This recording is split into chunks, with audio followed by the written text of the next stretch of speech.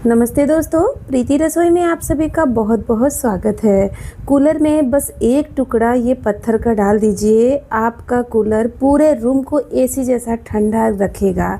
और भी कुछ ऐसे टिप्स एंड ट्रिक्स हैं जिससे आपके किचन का काम आसान होगा और किचन के खर्चे में से कुछ पैसे भी बचा सकती हैं और अपने दुख दर्द को भी दूर कर सकती हैं इस जुगाड़ से। अगर आपको घुटनों का प्रॉब्लम है, कोहनी में दर्द है, तो आप इसे ज़रूर ट्राई करिएगा। तो चलिए दोस्तों शुरू करते हैं। यहाँ पर मैंने एक प्लास्टिक का कोल्ड ड्रिंक वाला बॉटल लिया है। अब हम क्या करेंगे, इसके ऊपरी हिस्से को इस तरीके से कट कर लेंगे। तो पहले चाकू से थोड़ा सा रब करें तो ये छोटा सा कट लग जाएगा। उसके बाद सीजर की सहायता से आप इस तरीके से इसे कट कर लीजिएगा। बड़े आसानी से कट जाता है क्योंकि ये एकदम सॉफ्ट प्लास्टिक रहता है, पतला रहता है, इसकी वजह से। चलिए यहाँ पर मैंने इसे कट कर लिया है। अब इसके किनारे को एकदम स्मूथ कर लीजिएगा। जो अगर ऊपर नीचे होगा तो उसे काट कर बराबर कर लीजिएगा। अब इसके कैप को भी हम यूज़ करेंगे। चलिए कैसे इस्तेमाल करना है देख लेते हैं। फ्रेंड, अपने किचन में हम जब किराना डालते हैं, जैसे कि चावल है, दाल है, आटा है, जो भी चीज़ है, तो हम क्या करते हैं, डब्बे में फिल करने के बाद भी अगर थोड़ा बहुत बच जाता है तो इस तरीके से पॉलीथीन में डालकर गांठ लगा के रख देते हैं। मगर इसमें हवा जाता है और ये जल्दी ख़राब हो जाता है। तो आप न पॉलीथीन में अगर लगाई रही हैं तो आप अपने घर में खाली बोतल के ऊपरी हिस्से को इस तरीके से कट करके रख लिया करिए। बहुत ज़्यादा जगह आपके घर का नहीं लेगा। और जब भी आपका दाल वगैरह बच जाता है तो पॉलीथीन में इसे इस तरीके से लगाइए जैसे वीडियो में दिखाया गया है। फिर आप इसके कैप को लगा दीजिए, एकदम अच्छे से बंद हो जाता है और जब ज़रूरत होगा तो इसमें से निकालना भी आसान हो जाता है। और इसे आप कहीं पर भी हैंग भी कर सकती हैं, मतलब लटका के भी रख सकती हैं। तो ये आइडिया बहुत ही यूजफुल है, ट्राई करके ज़रूर देखिएगा। कुछ चीज़ों को हम फेंक देते हैं बेकार समझ के, मगर ये तो बहुत ही काम का निकला। और देखिए एकदम आसानी से आप इसमें से दाल वगैरह जो चावल है वो निकाल भी सकती हैं और वापस से इसके कैप को बंद करके इस तरीके से लगा सकती हैं। अगर आप रेंट पर रहती हैं तो आपके लिए ये बहुत ही यूजफुल होगा। ज़्यादा कंटेनर नहीं खरीदना चाहती हैं तो आप इसे ट्राई ज़रूर करिएगा। तो फ्रेंड, किचन में ना बहुत सारे काम रहते हैं। हम वीक में एक बार सब्जी ले आके अपने किचन में रख लेते हैं, फ्रिज में स्टोर करते हैं। धनिया वगैरह कुछ इस तरीके से मुरझा सा जाता है और जब इसे हमें यूज़ करना रहता है तो ऐसा लगता है कि ये तो बहुत ही ज़्यादा सूख गया है। कितना भी सूखा क्यों नहीं हो, धनिया मुरझा गया है ना, तो उसे आप हरा कर सकती हैं। बस 5 मिनट के लिए ये वाला ट्रिक अपना लीजिए। तो आपको एक बर्तन में पानी ले लेना है, उसमें धनिया डाल देना है। जितना धनिया आपको ज़रूरत है सब्जी में डालना है, चटनी बनाना है, बस उतना ही इस्तेमाल करिएगा।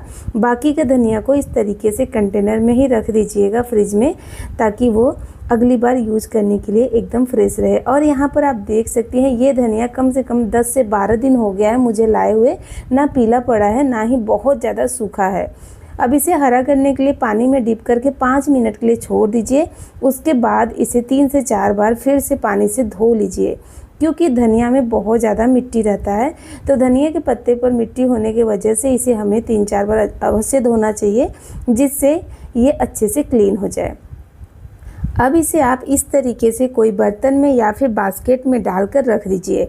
फिर जब आपकी सब्ज़ी बन जाती है उसमें डालने के लिए ये धनिया एकदम हरा भरा हो जाता है। यहाँ पर मैंने डिश वॉश लिक्विड लिया है। फ्रेंड, मैं आपको एक सलाह देना चाहती हूँ, एक इन्फॉर्मेशन देना चाहती हूँ जो हर हाउस वाइफ के साथ होता है।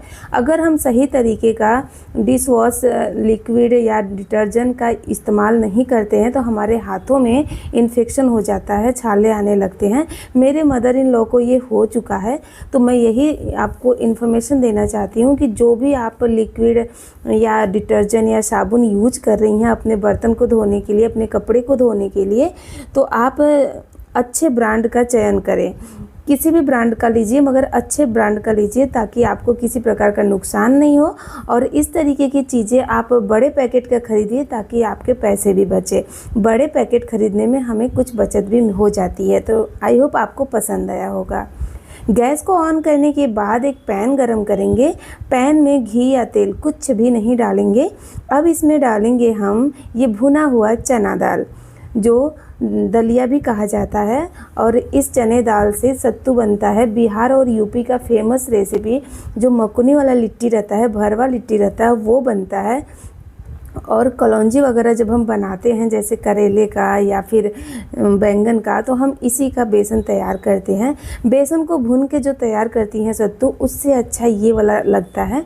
और इसे ना जब भी आप कुछ रेसिपी बनाने वाली है ना, तो आप पैकेट को खोलने के बाद आप इसे कुछ मिनट के लिए ड्राई रोस्ट ज़रूर करें, क्योंकि ना ऐसा करने से इसका जो रेसिपी आप बनाएंगे ना, उसमें एक अलग ही लेवल का स्वाद आता है, एक अलग ही लेवल का सौंधापन लगता है, बहुत ही टेस्टी लगता है। बस एक मतलब टिप आपको बता दे रही हूँ, क्योंकि हम अक्सर पैकेट को खोलते हैं और तुरंत रेसिपी बनाना शुरू कर देते हैं। तो अगर आप सत्तू वगैरह बना रही हैं तो आप इसे हल्का सा ड्राई रोस्ट ज़रूर करें। घी तेल कुछ भी मत डालिएगा और एकदम धीमी आंच पर इसे रोस्ट करना है।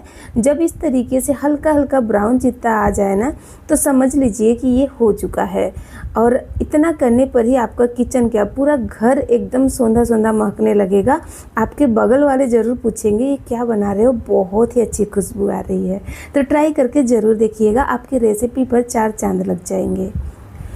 मैंगो का सीज़न है और आम खाना हर किसी को पसंद है, चाहे वो बच्चा हो या बुढ़ा हो, है ना। बच्चों को अक्सर आम खाने के बाद फोड़ी निकलने लगती है, तो पेरेंट्स क्या करती हैं कि उनको नहीं देना चाहती हैं आम। सोचती हैं नहीं दो, नुकसान कर रहा है, फोड़ी निकल रहा है, उनके फेस ख़राब हो जा रहे हैं। तो आप ये 2 टिप ज़रूर आजमा लीजिए। आपका जो फोड़ी निकलता है ना बच्चे को, वो बिल्कुल भी नहीं निकलेगा। मेरे बच्चे मार्च से लेके पूरे जून तक मैंगो कंटिन्यू रोज़ खाते हैं और लगभग मेरे घर में 1 किलो आम लग जाता है रोज़, मगर उनको फोड़ी वगैरह नहीं निकलता है, क्योंकि मैं ये वाला टिप आजमा के देख चुकी हूँ और बहुत ही यूज़फुल भी है। बस आप मैंगो को अच्छे से पहले धो लीजिए, फिर पानी में डिप करके 1 घंटे पहले रख दीजिए जितना आपको खाना है। और पानी नॉर्मल होना चाहिए, मतलब रूम टेम्परेचर का, गर्म पानी नहीं लेना है। और इसके ऊपरी हिस्से पर जहाँ से डंठल जुड़ा रहता है ना, उसे थोड़ी दूरी तक कट करके निकाल दीजिए। बिल्कुल भी फोड़ी नहीं निकलता है खाने के बाद। ट्राई ज़रूर करके देखिएगा। यहाँ पर मेरे पास डिटर्जेंट लिक्विड का पैकेट पड़ा है और ये भी खाली हो चुका है। और इसका जो लीड है वो भी बहुत ही बढ़िया है और इसका जो प्लास्टिक है, मटेरियल है, वो भी बहुत ही अच्छा है। तो इसे आप कुछ इस तरीके से यूज कर सकती हैं। देखिए हर किसी के घर में ये चीज़ अवेलेबल नहीं रहता है, तो कुछ जुगाड़ भी ज़रूरी है। तो आपको क्या करना है, इसको अच्छे से धो लेना है, उसके बाद इसमें पानी भरना है। पूरा ऊपर तक भर के नहीं, थोड़ा खाली ही रखिएगा, मतलब 1/3 भर लेना है, आधा से थोड़ा ऊपर, ठीक है। उसके बाद आपको इसे बंद करके फ्रीज़र में रख देना है 6 से 8 घंटे के लिए या फिर रात भर के लिए, जब तक कि ये बर्फ़ के जैसा बन नहीं जाता, मतलब एकदम बर्फ़ जमा देना है। तो यहाँ पर मैं इसे रात भर के लिए रख देती हूँ। सुबह इसे जब आप निकालेंगी तो ये एकदम बर्फ़ जैसा हार्ड हो जाएगा। देखिए थोड़ा कम पानी रहेगा ना, तो जब ये जमेगा तो ये एकदम पूरा हो जाता है, क्योंकि बर्फ़ जमने के बाद क्वांटिटी थोड़ा बढ़ जाता है इसके लिए। तो आप इसे इस तरीके से आइस बैग की तरह यूज कर सकती हैं। बहुत ही अच्छा काम करता है फ्रेंड। मोटा होने की वजह से जल्दी फटता भी नहीं है, ख़राब भी नहीं होता है। आपके घुटनों को सेकना है, आपके कोहनी को सेकना है, आपकी गर्दन को सेकना है, आइस बैग की जहाँ पर भी ज़रूरत है आप इसे इस्तेमाल कर लीजिए। नींबू जो रहता है ना, हम लेके तो आते हैं और अभी मार्केट में बहुत ही ज़्यादा महंगा नींबू है। एक नींबू 10 रुपये का, वो भी बहुत ही छोटा है। छोटे नींबू में से ना रस निकालना बहुत ही मुश्किल हो जाता है, जल्दी निकलता नहीं, उंगलियां दुखने लगती हैं। तो आपको एक बढ़िया सा ट्रिक बताती हूँ, आप यही ट्रिक आजमाइए। आपके नींबू में से एक एक बूंद पूरा रस निकल जाएगा, बिल्कुल भी नहीं बचेगा। तो आपको जब भी नींबू का रस का ज़रूरत पड़े ना, तो आप एक नींबू लीजिए और देखिए इस तरीके से ये वाला प्रोसेस करिए। फ्रेंड वीडियो अगर यूज़फुल लगेगा तो लाइक शेयर सब्सक्राइब ज़रूर करिएगा और कमेंट करके ज़रूर बताइएगा कि कौन सा आइडिया ज़्यादा अच्छा लगा और आप मेरा वीडियो कहाँ से देख रही हैं, मुझे खुशी होगी। तो नींबू को हाथ से इस तरीके से रब करना है सरफेस पर रख के, एकदम सॉफ्ट हो जाएगा नींबू। उसके बाद आप इसे निचोड़ेंगी कट करके बहुत ही अच्छे से और पूरा रस निकल जाता है और निचोड़ते टाइम आपकी उंगली और अंगूठी में दर्द भी नहीं होगा। तो कमेंट करके ज़रूर बताइएगा कि आप मेरा वीडियो कहाँ से देख रही हैं, किस गांव या किस शहर से, मुझे खुशी होगी। तो यहाँ पर 2 नींबू में ही इतना सारा जूस निकल गया है।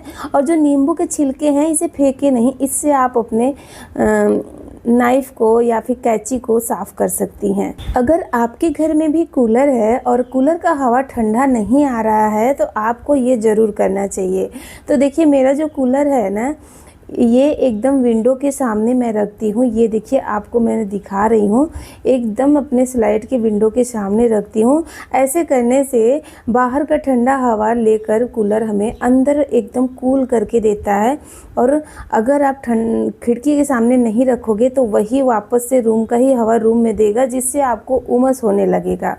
और इसके पीछे के साइड में जो ग्रास लगा रहता है वहाँ की जगह को टाइम पर साफ़ करते रहें।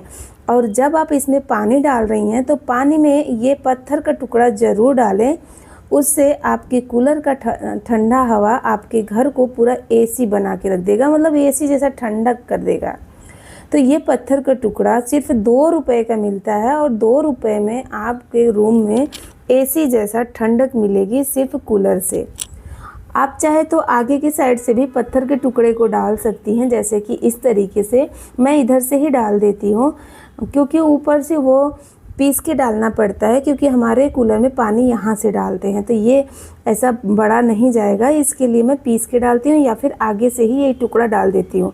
इसको डालने से जो कूलर में हम पानी डालते हैं उस पानी को ये क्लीन कर देता है। ये फिटकरी है फ्रेंड, फिटकरी क्लीन कर देता है और सारा गंदगी कूलर में नीचे बैठ जाता है और एकदम साफ़ पानी ग्रास के ऊपर डालता है, जिससे हमें ठंडी और शुद्ध हवा मिलती है। वीडियो अच्छा लगा है तो लाइक शेयर करिएगा, चैनल को सब्सक्राइब ज़रूर करिएगा।